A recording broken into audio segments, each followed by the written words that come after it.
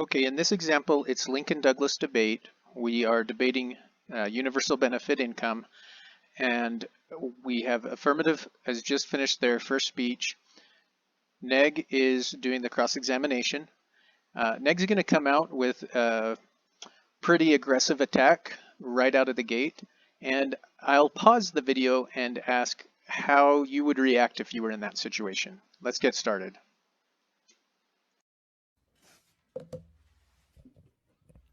All right, if everyone's ready for cross-examination, I'm good. Judges? Smash? Yep. All right, let's begin. So we can agree here that a universal basic income would go to everybody in society, correct? Yes. So Or citizens of the United States. sure. So I agree that we should try to help people who are being sex trafficked. But why should we give a UBI to sex traffickers? Okay, so he's painted the picture that the UBI would go to not just everybody, but it would also go to sex traffickers, people who are the worst of the worst. And if you're affirmative, how would you respond? Take a moment to think about that. What would your answer be? Now, when we jump into this, watch how affirmative handles it. A couple of tips here. You're going to want to respond with confidence and assume that your position is correct. If you waver, you might find that credibility is lost. So watch how affirmative handles this situation and decide for yourself if it's a good way, if you did well, or if it could be improved. Here we go. Right. So the argument I'm making here is that there might be, so people, whether they get a UBI or not, it's not a question of what they do. Rather, it's a question of the fact that everyone is human beings. Oftentimes, when you look at these situations, it's not as black and white as this person's a criminal, this person's not. Sex traffickers are awful people. And we need to make sure, however, they don't have the ability to get, or for example, to traffic somebody. Only a UBI allows that person to be saved. You don't think that giving a sex trafficker $10,000 would not wouldn't facilitate The their problem, crime? however, is that oftentimes in trying to determine who is the abuser and who's being abused is difficult. And that's the problem with status quo welfare. A lot of times the people who are being abused slip through the cracks, and the abuser sometimes will end up being the recipient of this benefit. So the answer is to just pay abusers. No, the argument here is that a UBI would better serve the needs of society by reducing human trafficking. Even if there's a few instances in which someone who's a bad person gets it, on net, I've shown that it's comparatively better than the status quo. Okay, do you have any examples of a actual UBI actually reducing human trafficking? All right, in this example, let's look at a public forum crossfire. Pro and con are debating on NAFTA. And in this one, I'm going to pause it a couple of times and just ask things about interrupting your opponent, body language, and confidence and being aggressive. Let's take a look at it.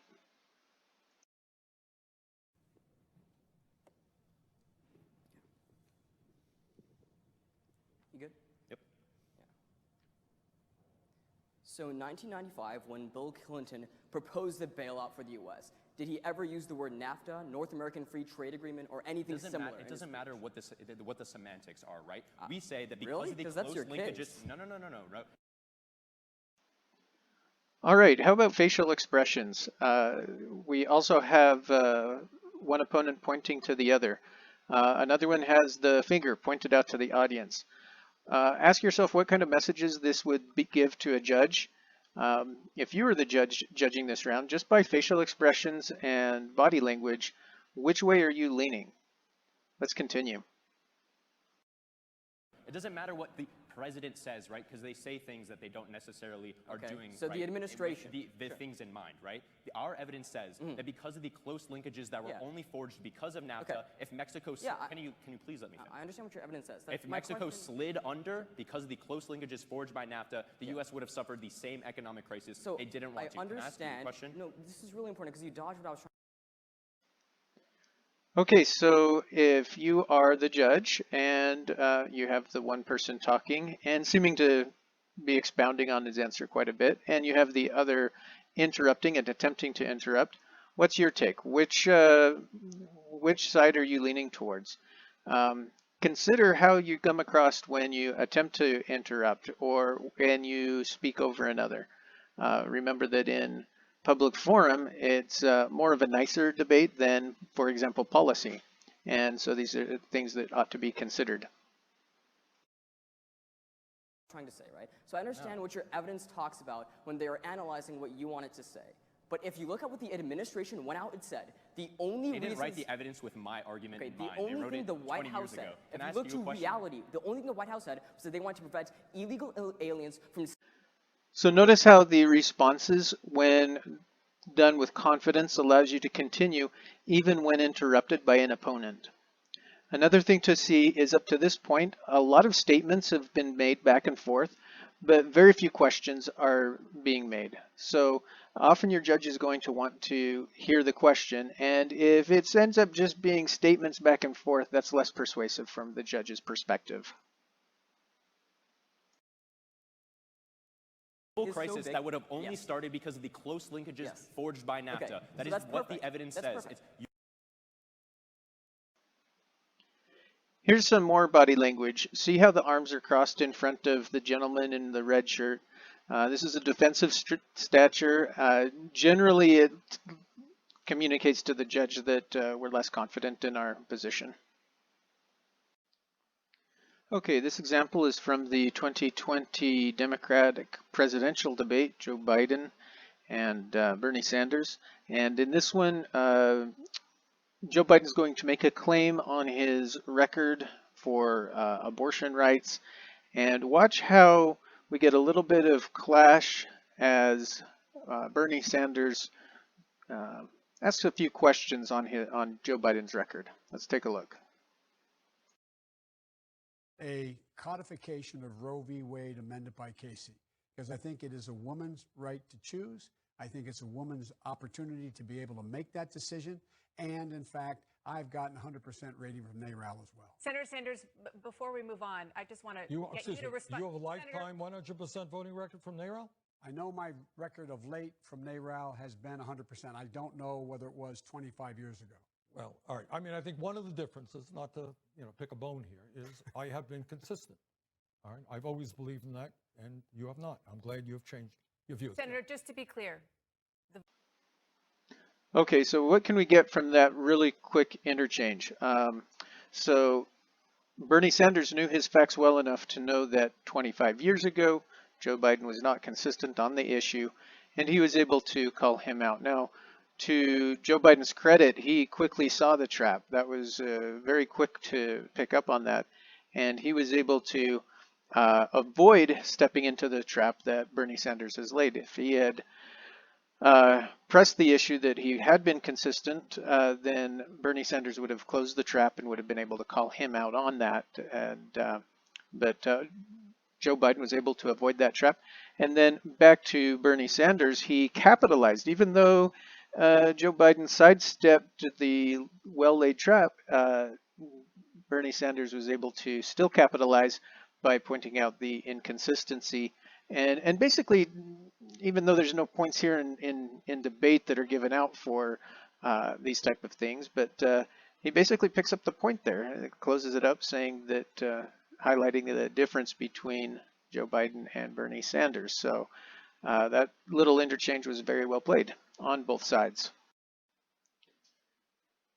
Okay, in this example, we have a representative in Congress, Representative Debbie Wasserman Schultz, accusing Ken Cuccinelli of being racist, and let's see how the back and forth goes, and I'll stop it on occasion just to highlight some areas where Ken or Debbie defend or make their points. Let's take a look. My constituents, Americans across the country, aren't fooled by this administration's specious attempts to distinguish between documented and undocumented immigration. You and Mr. Trump don't want anyone who looks or talks differently than Caucasian Americans to be allowed into this country. That's false. I'm sorry. Please don't interrupt me, and I'd like the time to add That's it back. defamatory. Excuse me. There's nothing defamatory about it. And Okay, so what happened here? So it looks like Ken jumped right in, interrupting the representative, and defended his position with very succinct statements. And notice that he's able to make his defense in just a few words. That's defamatory.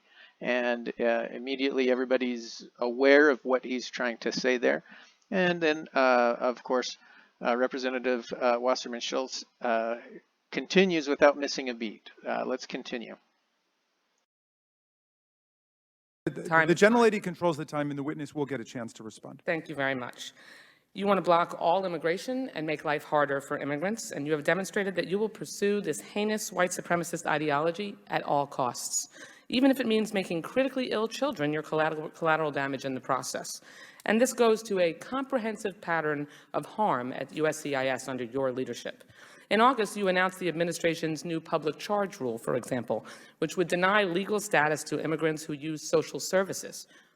Mr. Cuccinelli, has USCIS done any analysis of how many children may stop receiving critical services due to fear of losing legal status under this rule? And I'd like you to answer that question, please.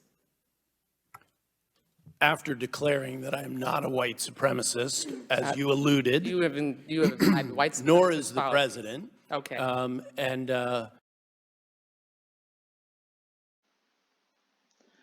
Okay, so in this exchange, we noticed that Representative Wasserman Schultz attempts to box in Ken Cuccinelli to answer just the question that she had proposed at the end of her statement. Ken did not start by addressing that question. Instead, he addresses the bigger issue that he's identified. He's identified the accusation of white supremacy and racism to be more important and has answered that. So, question. When you're in a cross-examination and an accusation is levied against you, or you are required to box in your answer, how do you handle that? Do you go ahead and limit your answer to the scope that your opponent has set forth? Would you attempt to address the accusation? How would you do that? Would you answer the question first and then the accusation? What do you think Ken did? Did he do well by addressing the accusation first? Let's keep going. Facts matter. Yes, they do. Yes, Right. they do. Truth Which is why I'm matters. stating them here today. Yes, no, Please you answer the certainly question. are not. Please answer the question. How many you're certainly children- cloaked in legislative How many privilege, children but that may stop means you can receiving, get away with reclaiming not my telling time? the truth.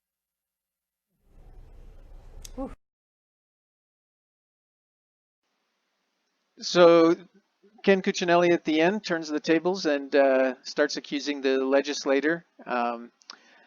His testimony certainly did not address the question that the legislator asked, but was it effective? Was the representative's questions effective?